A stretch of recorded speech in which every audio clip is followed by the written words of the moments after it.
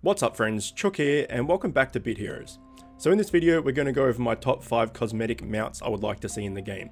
So for this list we're going to follow the same rules as what the devs do, which means that the cosmetic mounts that you can buy in the shop have always been just normal familiars. They haven't been fusions or legendaries or raid bosses.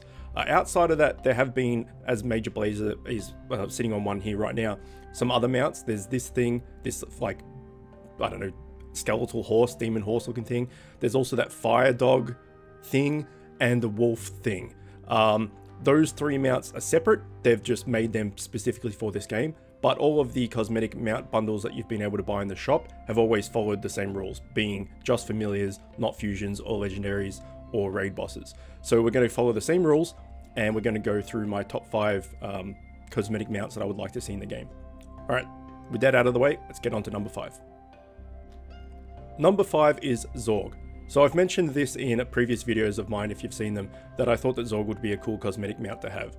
He just looks cool. He's like a demon dog dragony thing, and he's not too big. So he's not like Rexy, who's huge, and in my opinion is way too big, and it kind of just looks dumb. He's comparatively the same size as the mount that I'm using, which is that sort of chicken chocobo kind of mount. So yeah, he's not too big, he's not too small, he looks cool, and he's got like that curved back which a player would easily fit on the back of here like this. So ZORG is my number 5. My number 4 is tied between Roy and Winslow. So recently they've brought in the new cosmetic mount Kroger, and he is holding like a little tiki torch kind of lantern type thing, and they've actually substituted the lantern part of that out for the player. So he holds the player on the end of his staff thing, and they dangle around. And I thought that was a really cool idea. So taking that same kind of concept, we can substitute in Roy / Winslow.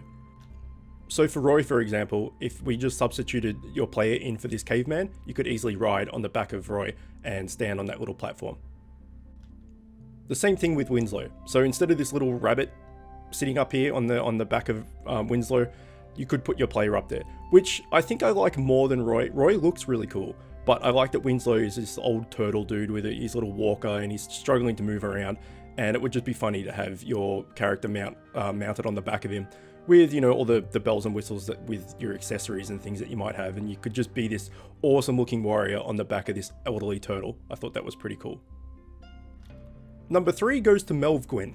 So they recently brought out a cosmetic mount as well, Conan the Owl, which doesn't really look the best because it distorts the player. The way that familiar moves, it makes the player on the back kind of stretch, and it doesn't really look the best. So providing that they can actually take the little Melvin out of there and you could put your player in there instead, I thought that would be kind of a cool concept, right? They would have to probably make this penguin suit a bit larger to fit your character in there, and you probably wouldn't see the bottom half of your character. It'd just be kind of shoulders upwards with your head and then your weapon sticking out, and maybe, you know, your accessories. I don't know how they would do it. But if you could have your character inside of a mechanical penguin suit, I thought that would be super cool. And you know, I would totally use this mount. Number 2 goes to DRIFFIN, the bane of all capturable raid epics. This guy is a pain in the ass to capture, as I'm sure you're all well aware. It just seems to be that DRIFFIN and Squib are just exceedingly hard to capture compared to other epics in raids. That's how I find it. That's how a lot of other people I've talked to find it. If you've caught DRIFFIN a lot and easily, then that's awesome for you. But for me, he's a son of a bitch to try and catch. And as a result, I thought, you know, he may as well be a mount, right? Also, he kind of looks like a mount.